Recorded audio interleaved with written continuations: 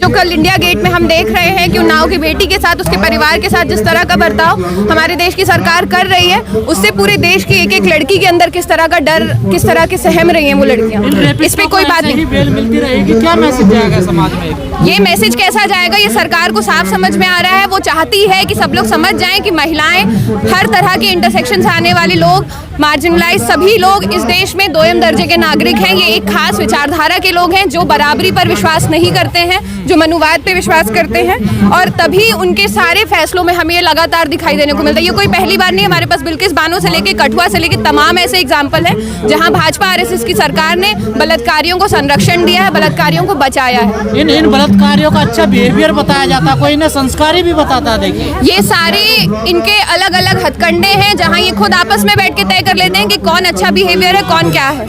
लेकिन महिलाएं जानती हैं कि इनके बीच में हम कितना असुरक्षित महसूस करते हैं, हम कितना कम महसूस करते हैं, क्योंकि ये भाजपा और आरएसएस की सरकार महिलाओं को अपने बराबर नहीं मानती, महिलाओं को बिल्कुल भी किसी भी तरह के मान सम्मान के लायक नहीं मानती। राम राज्य हिंदू राष्ट्र में यही होगा महिलाओं को? राम राज्य हिंदू राष्ट्र की जो लगातार बात करते हैं, वहाँ महिलाएं दोयम दर्जे की नागरिक होंगी, ये मनुवाद में लिखा, और ये मनुवादी सोच की यही मानने वाले लोग हैं सब। बीजेपी आरएसएस से आप कह रही हैं कि बेटी को बचाने की जरूरत है, सरकार रूलिंग कर रही है, आज लगभग 11-12 साल से उनकी सरकार है, बाकी लोग तो सब निश्चिंत है, कहाँ सर को उतर रही है? नहीं, आप लगातार अलग अलग राज्यों के आप एग्जाम्पल उठा के देखिए। उत्तराखंड में अंकिता भंडारी का केस हमें मिलेगा, उन्नाव का केस हमारे सामने है, कठुआ की बेटी के साथ क्या हुआ, 5 साल की आसिफा नाम था, उसका चेहरा आज भी आप सबको याद होगा, पूरे देश को याद है।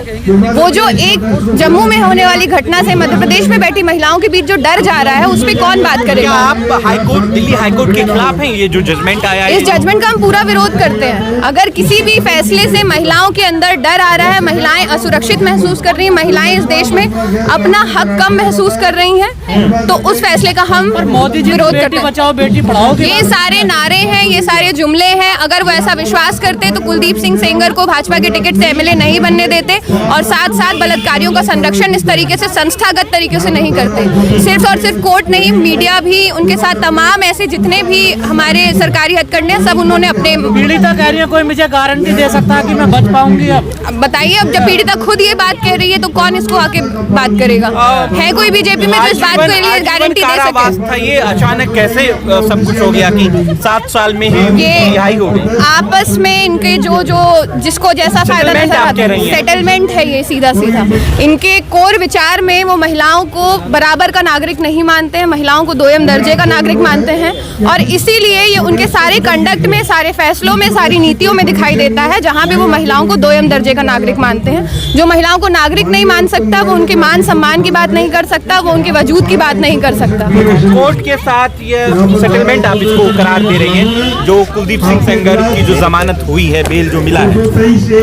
बिल्कुल सेटलमेंट हुई है। जब महिला सुरक्षा की बात होती है तो आपका लोकतंत्र, आपके संविधान में जो आपको राइट्स दिए हुए, आपकी न्यायिक प्रणाली जो है, वो सारी कॉम्प्रोमाइज क्यों हो जाती है? और आप देखिए कि आज कुलदीप सेंगर को बेल मिली है, ऐसा नहीं है कि इससे पहले किसी को बेल नहीं मिली। और जो अभी हमारे एक साथी पूछ रहे थे, बड़े संस्कारी हैं ये सारे संस्कारी, हाँ, तो ये सारे संस्कारी लोग भाजपा में ही क्यों मिलते हैं, आरएसएस में ही क्यों मिलते हैं? स्वागत होते हैं इनका स्वागत होता है। आप ये देखिए कि दोनों प्रदेशों में, उत्तर प्रदेश हो या उत्तराखंड हो, किसका शासन और प्रशासन चल रहा है। अंकिता भंडारी के केस में आज जिस वीआईपी को पिछले 3 साल से ढूंढा जा रहा था, आज उसका नाम सामने आने पे धामी सरकार क्या कर रही है? कुलदीप सेंगर के बाहर होने से आप ये देखिए कि उस पीड़िता की जान पर बनाई है। हम महिलाएं जाएं तो जाएं कहाँ? उसको कानून की जो है वो धज्जियां उड़ गई एक तरफ से। बिल्कुल, क्या कहेंगे आप? भाई क्या कहना क्या है, ये तो हमारी जनता के समझने की बात है कि किस तरह से न्याय व्यवस्था को, किस तरह से कानून को दरकिनार करके, उसको हल्का करके फायदा उठाया जा रहा है।